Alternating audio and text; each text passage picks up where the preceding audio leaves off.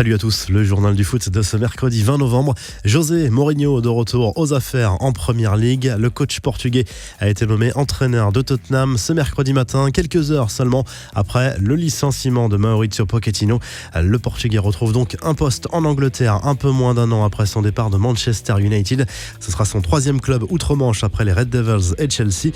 La rupture est totale entre Gareth Bale et le Real Madrid. Après la victoire au Pays de Galles face à la Hongrie mardi soir, Bale a fêté la qualification de son pays pour l'Euro 2020 en brandissant avec ses coéquipiers un drapeau clairement provoquant pour son club.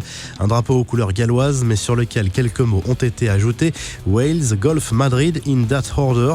Traduction, le Pays de Galles, le Golf, Madrid dans cet ordre. Une provocation puisque c'est le sens des priorités que de nombreux supporters du Real reprochent à Gareth Bale. Un petit tour et puis s'en va. 2 mois et demi après son arrivée, Diego Maradona quitte déjà le Gimnasia La Plata, 22e sur 24 dans le championnat argentin. La légende du foot n'aura pas dépassé la barre des 8 matchs sur le banc du club argentin. Il a expliqué la raison de cette décision. Le départ à venir du président qui l'a fait venir le pousse à lui-même quitter le club. C'est ce qu'il a confié dans un message sur Instagram.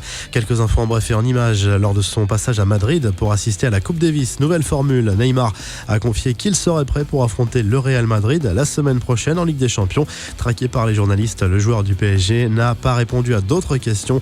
La phase principale des éliminatoires de l'Euro 2020 est donc bouclée. 20 nations sont déjà qualifiées. En barrage, 16 équipes se disputeront au printemps les 4 derniers billets. Par ailleurs, les chapeaux pour le tirage au sort des groupes de la phase finale sont déjà connus. Les Bleus, placés dans le chapeau 2, savent déjà contre quelle équipe ils ne pourront pas tomber. Le beau geste de Georginio Wijnaldum et de Frenkie de Jong pour célébrer un but contre l'Estonie avec les Pays-Bas. Les 2 joueurs néerlandais ont montré leur avant-bras pour mettre en avant leur couleur de peau différente. Une belle célébration contre le racisme quelques jours après un incident justement aux Pays-Bas. La ponctualité n'est pas le fort de Mario Balotelli, c'est ce qu'a expliqué un ancien coéquipier de l'Italien à la BBC sur sa période à Manchester City. Comme dans la plupart des clubs, un système d'amende était mis en place en cas de retard à l'entraînement.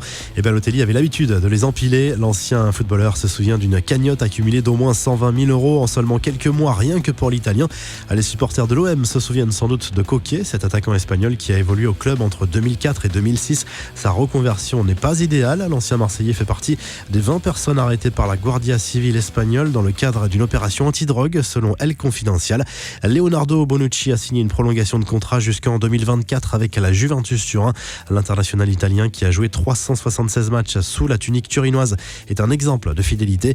Et une image sympa pour finir sur son compte Instagram. Zlatan Ibrahimovic a publié une vidéo dans laquelle une jeune fille le défie lors d'un mouvement de taekwondo.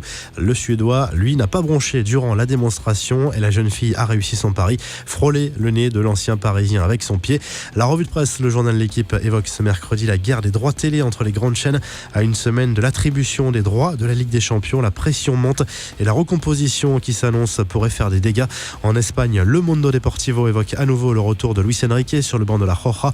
Nomination polémique, tout autant que l'annonce du départ de Robert Moreno.